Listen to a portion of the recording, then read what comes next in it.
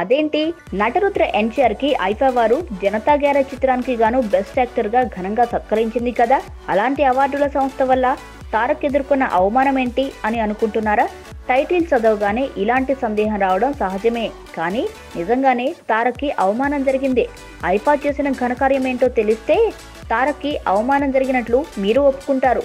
పదండి అసలు భాగవతం ఏంటో తెలుసుకుందాం. హైదరాబాద్ లో అంగరంగ వైభవంగా జరిగిన ఐఫా అవార్డుల ఫంక్షన్ లో తారక్ కి గ్యారేజ్ మూవీకి గాను బెస్ట్ యాక్టర్ గా అవార్డు రావడంపై ఫ్యాన్స్ సంతోషంగానే ఉన్నారు. కానీ ఇదే సమయంలో ఓ అభ్యంతరం కూడా వ్యక్తం చేశారు.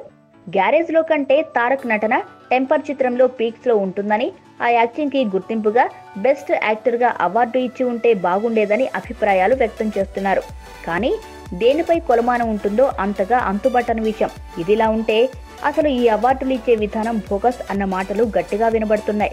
ఈసారి జరిగిన ఐఫా అవార్డుల ఫంక్షన్ కు పెద్దగా తారలు రాలేదు సరికదా. ఎక్కువ మంది అవార్డులు తీసుకునేవారే ఉన్నట్లు తేలింది. అక్కడ ఒక సర్ప్రైజ్ అంటూ లేదు.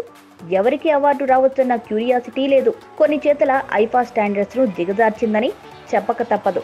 డబ్బు లేకుండా హంగులు ఆర్భటాలు జరగవు. కానీ అవి తిరిగి రాబట్టుకునే విధానం విమర్శలకు తావివ్వకూడదు.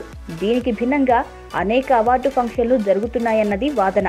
ప్రతిభతో పాటు డబ్బులు ఇస్తేనే అవార్డు, లేదంటే వేరే వాళ్లకు వెళ్లిపోతుంది అనే బ్లాక్మెయిల్ దగ్గర నుండి ఫలానా హీరోయిన్ ని వెంటబెట్టుకుని వస్తేనే అవార్డు అనే స్థాయికి దిగజారిపోయింది ఈ అవార్డు ఫంక్షన్స్. ఇటువంటి పరిస్థితిలో ఎన్టీఆర్ కి ఇచ్చిన అవార్డు ఏ కేటగిరీలోకి వస్తుందని విమర్శలకు దిగటానికి ఆస్కారం ఉంది.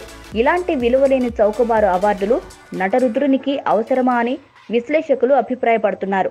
ఏదేమైనా ఐఫా సంస్థ నుంచి ఎన్టీఆర్ తీసుకున్న అవార్డు ఒక అవమానమే అని ఇండస్ట్రీ వర్గాల్లో బల్లగుద్ది మరీ చెప్తున్నారు.